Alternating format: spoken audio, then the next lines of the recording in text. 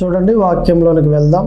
2వ దినవృత్తాంతముల గ్రంథము 14వ అధ్యాయము 12వ వాక్యం. యెహోవా కూషీయులను ఆస ఎదుటను యోధావారి ఎదుటను నిలవనీయక వారిని మొత్తినందున వారు పారిపోయిరి.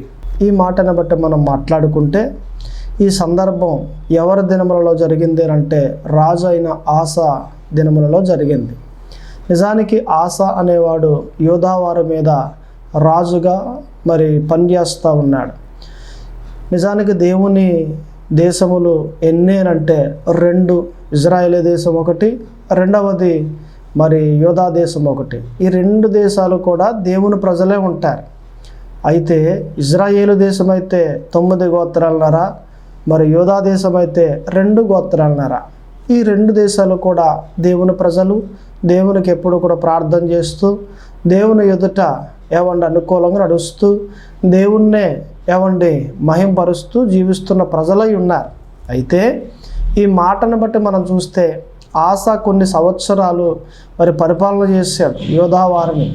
అలాగను పరిపాలన చేస్తున్న దినములలో ఒక రోజున జారాహు అనేవాడు యుద్ధానికి వచ్చాడు. ఈ జారాహు అనేవాడు ఎవడు, ఏ కులములో పుట్టినవాడు ఆ రోజులను బట్టి చూస్తే కూషీయుడు అని బైబిల్లో వ్రాయబడింది. అంటే కూషీయులు తీసుకుని ఇప్పుడు దేవుని ప్రజలైన యూదుల మీదకి వచ్చాడు. ఇప్పుడు ఈ జారాహు అనేవాడు ఆసా మీదకి రాగానే ఈ ఆస ఏం చేశాడంటే వెంటనే యుద్ధానికి వెళ్ళిన తర్వాత ఆ యుద్ధంలో మొదలు పెట్టకుండా మొదటిగా యెహోవాకు ప్రార్థన చేశాడండి. ప్రభువా, మీరే మాకు సహాయము, మీరే మాకు దిక్కు అని ఆస దేవునికి ప్రార్థన చేశాడు. ప్రార్థన చేయగానే ఆ ప్రార్థన దేవుడు విని ప్రార్థనకు జవాబుగా విజయాన్ని కలగజేశాడు. ఈ ఆస తన సైన్యాన్ని తీసుకుని యుద్ధానికి వెళ్ళినప్పుడు ఆ యుద్ధం చేస్తూ ఉన్నప్పుడు కూషీలంతా కూడా పిరికితనంతో పారిపోయారు. సిరియా దేశం వరకు కూడా తరిమి చంపారు. అయితే ఈ మాటను బట్టి మనం మాట్లాడుకునేది ఏంటంటే ఈ ఆస దేవుని ఎదుట ఎలాగున్నాడు అనంటే అనుకూలంగా ఉన్నాడు, అలాగునే యథార్థంగా ఉన్నాడు. దేవుని ఎదుట దేవుణ్ణే ఆశ్రయిస్తూ దేవుని ఎదుట దేవునికే ప్రార్థన చేస్తూ కనిపిస్తున్న వాడై ఉన్నాడు. బాగుంది.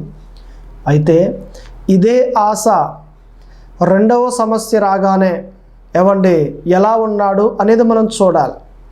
మొదటిగా సమస్య రాగానే దేవుణ్ణి ఆశ్రయించాడు. ఇక 2వ సమస్య రాగానే దేవుణ్ణి ఆశ్రయించకుండా ఒక రాజుని, సిరియా రాజుని ఆశ్రయించాడు. బెన్హదదు ఆయన పేరు. ఈ సిరియా రాజుని ఎప్పుడైతే ఆస ఆశ్రయించాడో ఇక దేవునికి అది నచ్చన కార్యం. అది సమస్య రాగానే దేవుణ్ణి ఆశ్రయించాలి, శోధన రాగానే దేవుణ్ణి ఆశ్రయించాలి, ఇబ్బంది రాగానే దేవుణ్ణి ఆశ్రయించాలి. దేవుణ్ణి ఆశ్రయించింది మొదటి శ్రమ వచ్చినప్పుడు బాగానే ఆశ్రయించాడు, కానీ 2వ శ్రమ వచ్చినప్పుడు ఒక రాజును ఆశ్రయించాడు. దేవుని మందిరంలో ఉన్న కొంత బంగారము వెండి పట్టుకుని కొంతమందికి సైన్యంలో ఉన్న కొంతమందికి ఇచ్చి ఆ రాజు దగ్గరికి పంపించాడు. ఎప్పుడైతే అలా పంపించాడో ఆ రాజు ఏం చేశాడంటే కొంతమంది మనుషుల్ని సైన్యాన్ని పంపించి ఇజ్రాయేల్ మీదకి పంపించాడు. ఎందుకు? నిజానికి ఇజ్రాయేలీలు ఏం చేశారప్పుడు యోధా దేశంలోనికి చొరబడి ఈ ఆస కోటకును అలాగునే ప్రజలకును అడ్డంగా రామాను కట్టడం ప్రారంభించారు. ఎవరు? ఇజ్రాయేలీలు. నిజానికి ఇజ్రాయేలీలు ఎవరు? సహోదరులే, 2 అన్నదమ్ములే. ఆ గోత్రం ఈ గోత్రాలు కూడా 12 గోత్రాలు కలిస్తేనే కదా దేవుని ప్రజలు. ఇప్పుడు ఇజ్రాయేలీయులే ఎప్పుడైతే చొరబడ్డారో ఈ వార్త ఈ ఆస ఎక్కడికి వెళ్ళాడట? సిరియా రాజు దగ్గరికి వెళ్ళాడు. ఆ రాజు ఏం చేసేటప్పుడు ఇజ్రాయేల్ మీదకి మనుషులు పంపించాడు. మనుషులు పంపించి పట్టణాలన్నీ పాడు చేస్తూ ఉంటే ఇక చూడండి, ఆ రాజు ఇక ఏది ఏమైనా మనకి ఎందుకులే గొడవ అనేసి రామాను కట్టడం ఆఫ్ చేసేసి అప్పుడు మరలా యథావిధిగా తన రాజ్యంలోకి వెళ్ళిపోయాడు. అప్పుడు ఈ యోధావారి మీదకి వచ్చిన శ్రమ ఆగిందే కానీ ఇంకొక శ్రమ వచ్చబడింది. ఏంటి? నన్ను ఆశ్రయించలేదు, సిరియా రాజుని అంటే ఒక మనిషిని ఆశ్రయించాడు అనేది. ఈ ఆశ గురించి మనం ఆలోచన చేస్తే మొదటిగా దేవుణ్ణి ఆశ్రయించాడు, బాగుంది. ప్రార్థనాపూర్వకంగా భక్తిగా నడుచుకున్నాడు, యుద్ధానికి వెళ్ళేటప్పుడు బాగుంది. కానీ రెండవ సమస్య రాగానే ఏమండి, ఒక మనిషిని ఆశ్రయించాడు. రాజు అంటే మనిషి కదా, ఒక మనిషిని ఆశ్రయించాడు. అది సరిగా కనిపించలేదు దేవుని ఎదుట. మనం కూడా ఎలాగున్నాం? మనకు సమస్య రాగానే పెద్దల దగ్గరికి వెళ్తూ ఉన్నామా? మనకు సమస్య రాగానే ఒక అధికారి దగ్గరికి వెళ్తూ ఉన్నామా? మనకు సమస్య రాగానే ఎవరో డబ్బున్న వారి దగ్గరికి వెళ్తూ ఉన్నామా? లేదా మనకు సమస్య రాగానే దేవుని దగ్గరికి వెళ్తూ ఉన్నామా? అది మనం గుర్తించాలి, అది మనం గ్రహించాలి. మన జీవితం ఎలాగుంది, మన భక్తి ఎలాగుంది అనేదే ఈరోజు మనము పరీక్షించుకోవాలి. మనల్ని మనము ఎవరైతే పరీక్షించుకుంటారో నిశ్చయముగా సరి చేసుకుని ఎవరు దేవుని ఎదుట అనుకూలంగాను, దేవుని ఎదుట యథార్థముగాను, దేవుని ఎదుట కనిపిస్తారు, ఆశ్రయించే వారిగా. ఈ ఆశ ఎప్పుడైతే దేవుణ్ణి ఆశ్రయించాడో మొదటిగా 10 సంవత్సరాలు తన రాజ్యమంతా కూడా నెమ్మదిగా ఉంది. 10 సంవత్సరాలు దేవుణ్ణి ఆశ్రయిస్తే మన జీవితాలు ఎలాగుంటాయి? నెమ్మదిగా. మన కుటుంబం ఎలాగుంటుంది? నెమ్మదిగా. మన సంఘాలు ఎలాగుంటాయి? నెమ్మదిగా. ఆశ్రయించలేదు అంటే దేవుణ్ణి, ఏదో ఒక సమస్య వచ్చి మనల్ని అలాగున నెట్టుతూ ఉంటే, అలాగున బాధిస్తూ ఉంటే, మన హృదయంలో నెమ్మది లేకుండా, మన మనసులో నెమ్మది లేకుండా, శాంతి లేకుండా ప్రయాణం చేస్తూ ఉంటాం. ఇది సరికాదు. దేవుణ్ణి ఆశ్రయిస్తే, దేవుని ఎదుట అనుకూలంగా ఉంటే, దేవుని ఎదుట యథార్థముగా ఉంటే నిశ్చయముగా దేవుడు మన జీవితాల్లో నెమ్మది కలగజేసి ఆయన ఆత్మచేత నడిపిస్తారు ఆయన. అయితే ఇక మనం చూస్తే ఏమంటే సిరియా రాజును ఏం చేసినట? ఆశ్రయించాడు. ఈ ఆశ మొదటిగా చేసిన తప్పేంటంటే ఈ ఆశ సిరియా రాజును ఆశ్రయించాడు. ఇక రెండవది మనం చూస్తే ఒక్క మారు 2వ దినవృత్తాంతముల గ్రంథము 16వ అధ్యాయము 10వ వాక్యం. ఆ దీర్ఘదర్శి అట్లు ప్రకటించినందున ఆశ అతని మీద కోపగించి రౌంద్రము చూపి అతనిని బందీ గృహములో వేసెను. ఇప్పుడు ఎప్పుడైతే ఆశ తప్పు చేశాడో ఏమండి, దేవుడు ఏం చేశారంటే ఒక ప్రవక్తను పంపించారు. ఆయన పేరు హనాని. ఆయన వచ్చి ప్రవక్త, అయ్యా రాజా, దయచేసి మరి దేవుడు పంపించాడు, మీరు చేసిన తప్పిదాన్ని దేవుడు మీతో చెప్పమని నన్ను మీ దగ్గరికి పంపించారయ్యా అని అంటే, చెప్పు, ఏం తప్పు చేశాను నేను?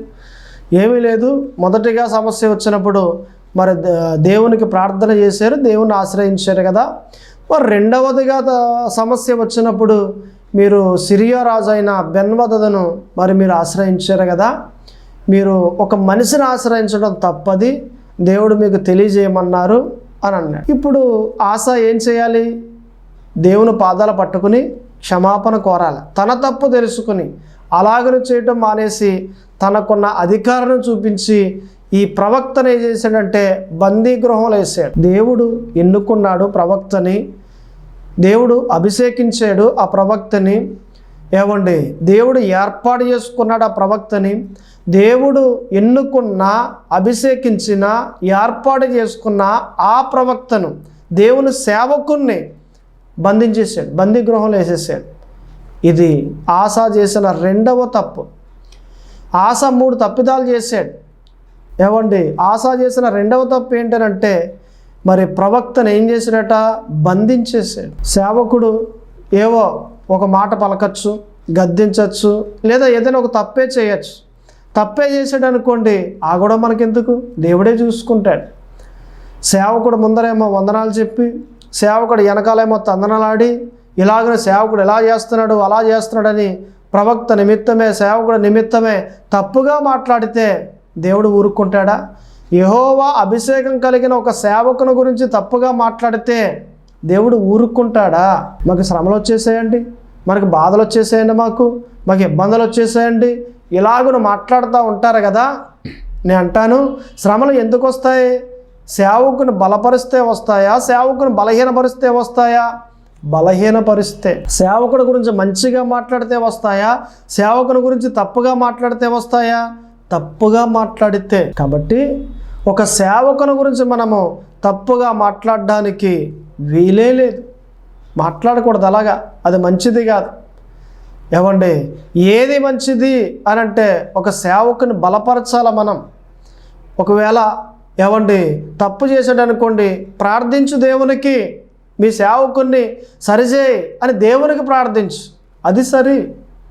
అంతేగాని ఎలా పడితే అలా మాట్లాడేసి, ఎలా పడితే అలా నడిచేసి, ఎలా పడితే అలాగున ముందుకు వెళ్ళిపోతే అసలు ఈ భక్తి దేవుని ఎదుట అనుకూలంగా ఉందంటారా? ఈ ఆస 3 తప్పిదాలు చేశాడు. 1, సిరియా రాజును ఆశ్రయించాడు.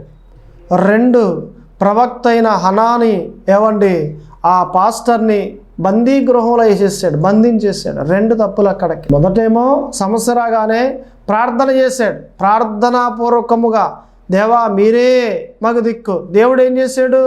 విజయాన్ని కలగజేశాడు, శత్రువులే పారిపోయేటట్లుగా చేశాడండి.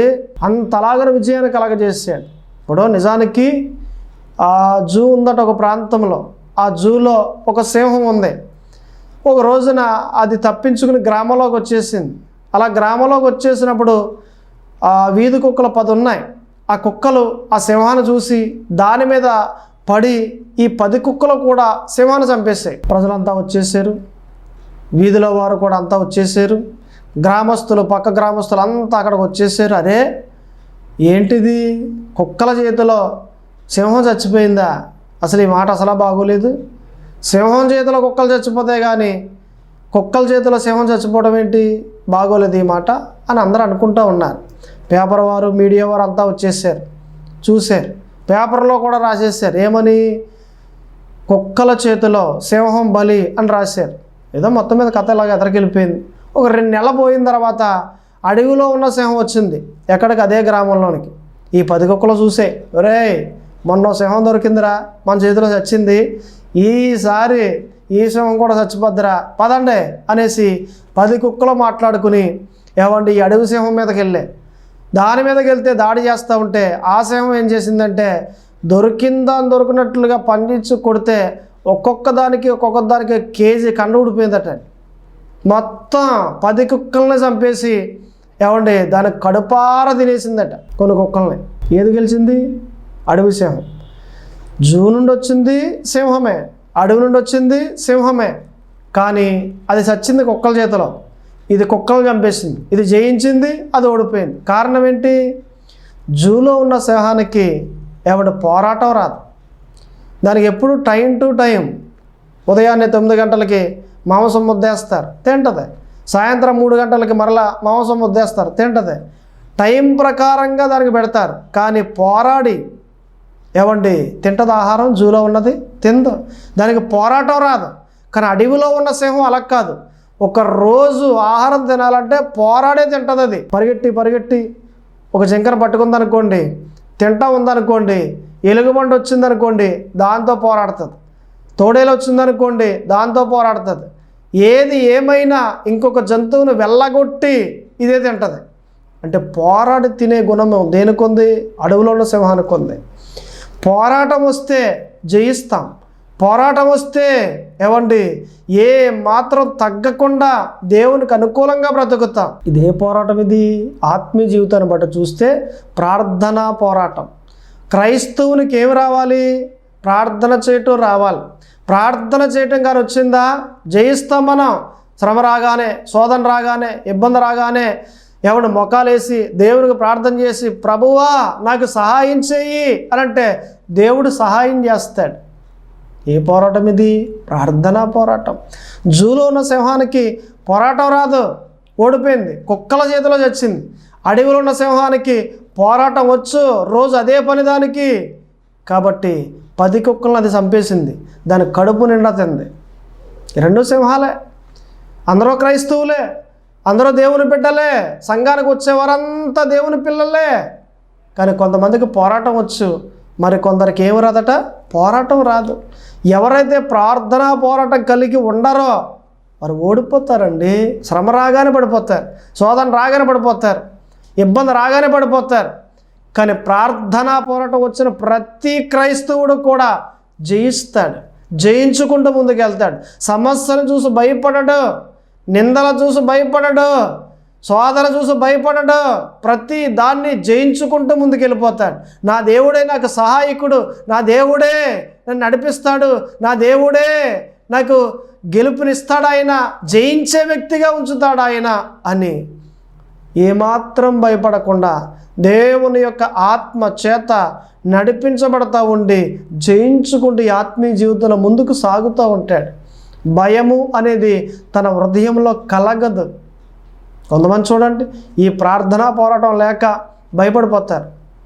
సమస్య రాగానే పక్కవారి దగ్గరికి వెళ్ళిపోయి, అమ్మా ఈ సమస్య వచ్చేసింది ప్రార్థన చేయమ్మా, లేకపోతే పలానా వారి దగ్గరికి వెళ్ళిపోయి ప్రార్థన చేయమ్మా, నా బ్రతికిలాగ అయిపోయింది, మొన్నదాకా బాగానే ఉంది, ఇప్పుడు ఇలాగ అయిపోయింది. కంగారు, ఆందోళన. దేనికి? నీ దేవుడు లేడా? ఒకప్పుడు సమస్య వచ్చినప్పుడు దేవుడే నీకు సహాయం చేశాడు కదా, ఇప్పుడు సమస్య వచ్చింది దేవుడే నీకు సహాయం చేస్తాడు కదా, దేవుని ఎదుట మొక్కలు వేయాలి కదా, దేవునికి ప్రార్థన చేయాలి కదా, దేవునికే మొర్ర పెట్టాలి కదా. చేస్తూ ఉన్నావా? ఈ ఆశ మొదటిగా సమస్య వచ్చినప్పుడు ఏం చేశాడు? దేవునికి ప్రార్థన చేశాడు, దేవుడే విజయాన్ని కలగజేశాడండి. రెండవ సమస్య వచ్చినప్పుడు దేవునికి ప్రార్థన చేయటం మానేశాడు. ఎవరి దగ్గరికి వెళ్ళాడు? బంగారం పట్టుకుని, వెండి పట్టుకుని సిరియా రాజుని ఆశ్రయించాడు. సిరియా రాజు మనిషే కదా, రాజే కావచ్చు, దేవుని కన్నా గొప్పవాడు కాదు కదా, ఒక అధికారే కావచ్చు, ఎంఆర్ఓ కానివ్వండి, ఎమ్మెల్యే కానివ్వండి, లేకపోతే ముఖ్యమంత్రి కానివ్వండి, ఎంత అధికారైనా కేవలం మనిషే కదా, దేవుని కన్నా గొప్పవాడు కాదు కదా. ఎవరి దగ్గరికి వెళ్తా ఉన్నావు?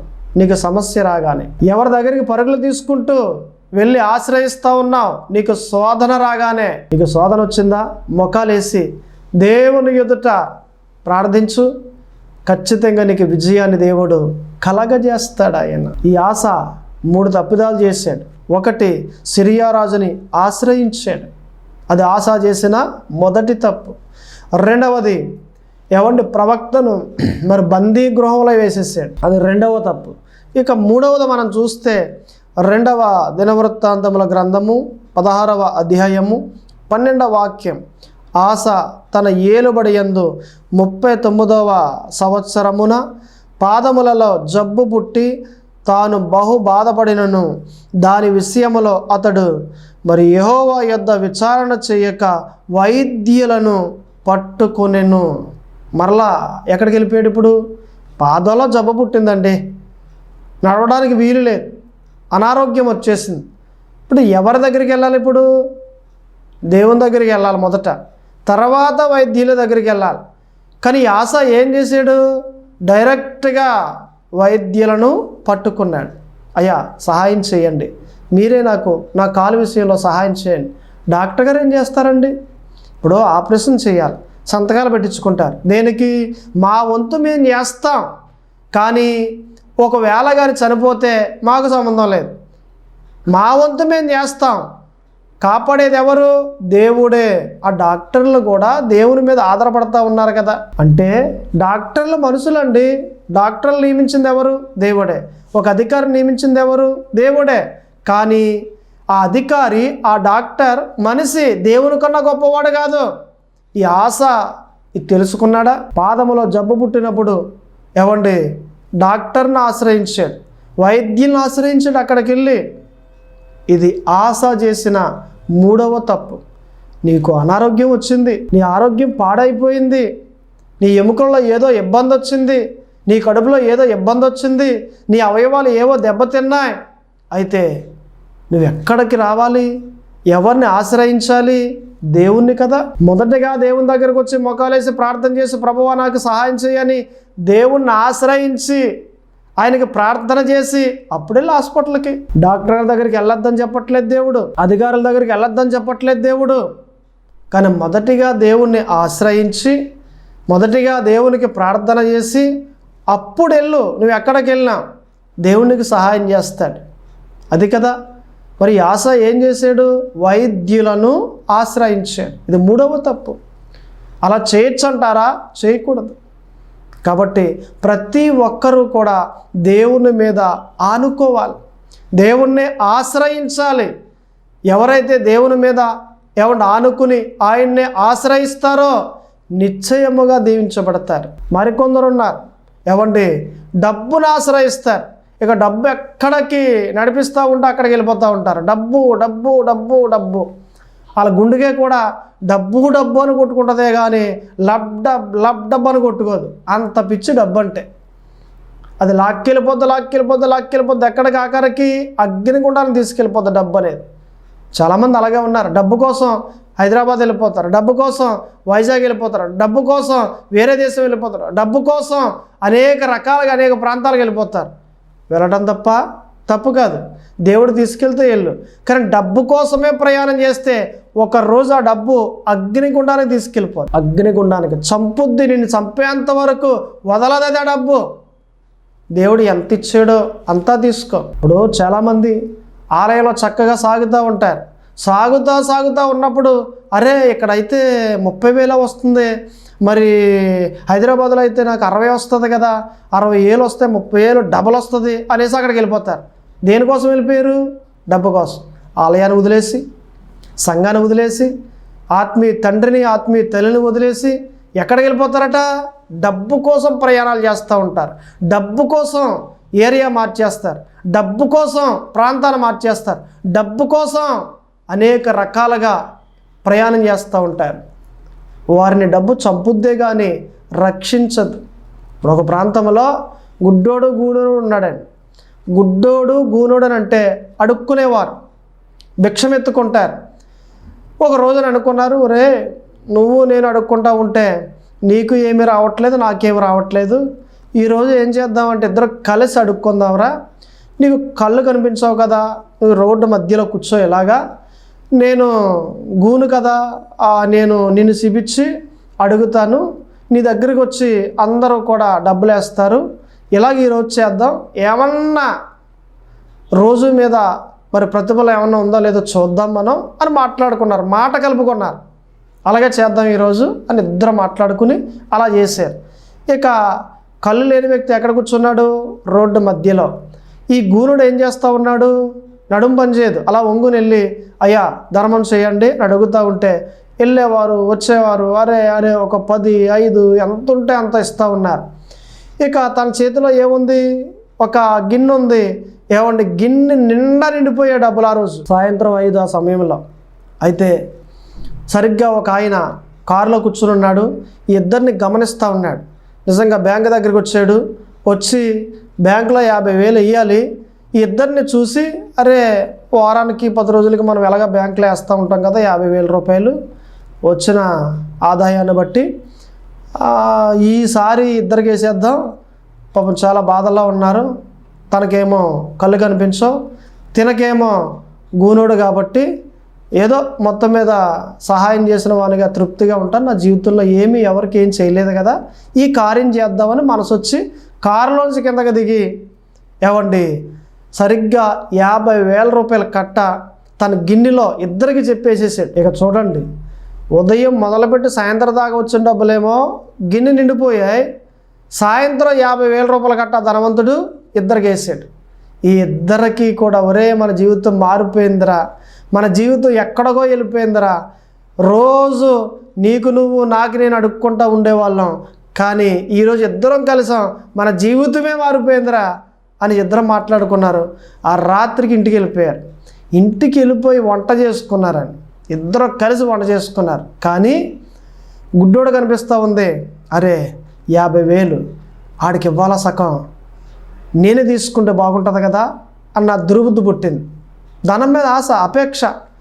గూనుడికి ఏమనిపించిందంటే అరే ఆడు కూర్చొనే ఉన్నాడు కదా, నేనైతే వెళ్ళేవారిని వచ్చేవారిని అడిగాను కదా, ఏది ఇందులో సగం డబ్బులు అడిగి ఇవ్వాలా గుడ్డోడికి, నేనే తీసుకుంటే బాగుంటుంది కదా అని ఒకరి మీద ఒకరికి అలాగున ఏమన్నా అనిపించింది. ఒక ప్లాన్ వేసాడు గుడ్డోడు, ఈయన చంపేస్తే ఈ డబ్బంతా నాదే అయిపోద్ది, ఈయన కానీ చంపేస్తే ఎవరిని గూనోడిని, ఈ డబ్బంతా నాదే అయిపోద్ది అని అనుకున్నాడు.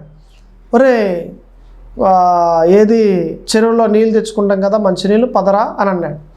గుడ్డోడు కర్ర తీసుకుని నెమ్మదిగా వెళ్తూ ఉండి, ఈ గూనుడేమో ఒక తెపాల తీసుకుని ఏమండి నీరు కోసం ఇద్దరు చెరువు దగ్గరికి వెళ్ళారు. గుడ్డోడు అన్నాడు, ఒరే నువ్వు ముంచేరా అని అన్నాడు. అలాగే అనేసి తెపాల తీసుకుని మంచినీళ్ళు ముంచాడు. ఇలా ముంచుతూ ఉంటే గుడ్డోడు సరిగ్గా కర్ర తీసుకుని ఈయన ఒక నెట్టాడు, చెరువులో పడిపోయాడు గూనోడు. గూనుడు కదా, నడువు పనిచేయదు కదా, ఏమండి ఈదలేక అక్కడికక్కడే కొట్టుకుని చచ్చిపోయాడు.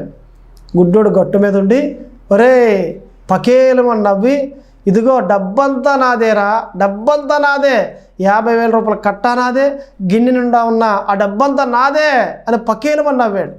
నవ్వేసాడు, ఇంటికి వచ్చేసి ఇద్దరు కలిసి వండుకున్నారు కదా, ఆ అన్నం తీసుకుని ఏమండి గుడ్డోడు తిన్నాడు. తినేసిన ఒక పావు గంటకే నొగరులో కక్కుని గుడ్డోడు చచ్చిపోయాడు. కారణం ఏంటనంటే గూనోడు ఏం చేశాడంటే ఈయన్ని చంపేసి డబ్బు తీసేసుకుందాం అనేసి అన్నం తెపాలలో ఏమండి విషం కలిపాడు. ఇప్పుడు ఏం చేసింది, డబ్బు చూసి డబ్బు పకేలమని నవ్వి, ఒరే నన్ను నమ్ముకున్నారా ఇద్దరు మీరు, కాబట్టే మీ ఇద్దరిని చంపేసాను అని డబ్బు ఏం చేసింది, ఇప్పుడు పకేలమని నవ్వింది. డబ్బుని ఎవరైతే నమ్ముతారో ఖచ్చితంగా ఎవరిని చనిపోతారు, చంపుద్ది డబ్బు. కాబట్టి దయచేసి డబ్బు మీద ఎవరు ఆనుకోకండి, డబ్బు మీద ఎవరు కూడా ఆధారపడకండి, డబ్బుని ఎవరు కూడా ఆశ్రయించకండి, దేవుణ్ణి ఆశ్రయించండి. ఈ ఆసారాజు ఏం చేశాడట, ఏమండి దేవుణ్ణి ఆశ్రయించకుండా సిరియా రాజును ఆశ్రయించాడు. ఇక రెండవది ప్రవక్తను ఏం చేశాడు, బంధించేశాడు. ఇక మూడవది ఏం చేశాడు, వైద్యులను ఆశ్రయించాడు. అసలు ఎవరిని ఆశ్రయించాలండి, డబ్బునా? ఎవరిని ఆశ్రయించాలండి, డాక్టర్లనా? ఎవరిని ఆశ్రయించాలండి, అధికారులనా? ఎవరిని ఆశ్రయించాలండి, భర్తనా, భార్యలనా, పిల్లలనా? ఎవరిని ఆశ్రయించాలండి, ఒక రాజునా? ఎవరిని ఆశ్రయించాలి? శ్రమ రాగానే దేవుణ్ణి ఆశ్రయించాలి, శోధన రాగానే దేవుణ్ణి ఆశ్రయించాలి. అంతేగాని ఎవరినో ఆశ్రయిస్తే ముంచేస్తారు, నిన్ను పాడు చేస్తారు, నిన్ను నెట్టేస్తారు, నిన్ను నీ అవసరత అయిపోగానే. కాబట్టి దేవుణ్ణి ఆశ్రయించే వ్యక్తులుగా మీరంతా ఉండాలి.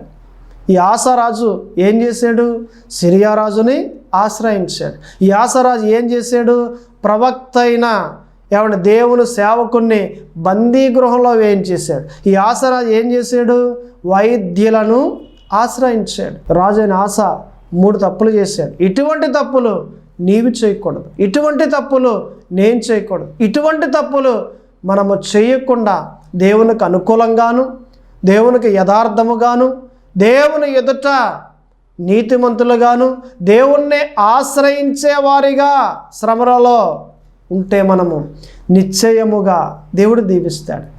శోధన వచ్చిందా, దేవుణ్ణి ఆశ్రయించు. ఆమేన్. దేవుడు మిమ్మల్ని దీవించునుగాక. ప్రార్థన చేసుకుందాం. ప్రార్థన. పరిశుద్ధుడా దేవా తండ్రి, ప్రభువా యేసు క్రీస్తు అయా, ఇదిగో ప్రభువా ప్రార్థన చేస్తూ ఉండగా మీ కృపాక్షేమములు మెండుగా కలగచేయండి, దీవించండి, బలపరచండి. మీరు చెప్పిన మాటలను బట్టి అయ్యా, మీరు మాట్లాడిన వాక్యాన్ని బట్టి వందనాలు, స్తోత్రములు తండ్రి. నిజమే ప్రభువా, మాకు శ్రమలు రాగానే మిమ్మల్ని ఆశ్రయించాలి ప్రభువా. డబ్బును కాదు, లేకపోతే బంగారాన్ని కాదు, ఒక డాక్టర్ని కాదు, ఒక అధికారిని కాదు, ఒక కుటుంబాన్ని కాదు, లేదా భర్తను కాదు, భార్యను కాదు, బిడ్డలను కాదు, ఎవరిని, మనిషి అనేవాడిని ఎవరిని ఆశ్రయించకుండా మిమ్మల్ని ఆశ్రయించాలని మీరు ఎంతగానో బోధించారు ప్రభువా. వందనాలు, స్తోత్రములు. మేమంతా కూడా శ్రమ రాగానే మిమ్మల్ని ఆశ్రయించేటట్లుగా ఉండేటట్లు అటువంటి సామర్థ్యము, అటువంటి మంచి భక్తి మాకు కలుగ చేయండి, దీవించండి, బలపరచండి. ఈ కొద్ది ప్రార్థన ఆలకింప చేయమని యేసుక్రీస్తు నామమున అడుగుచున్నాను తండ్రి. ఆమేన్.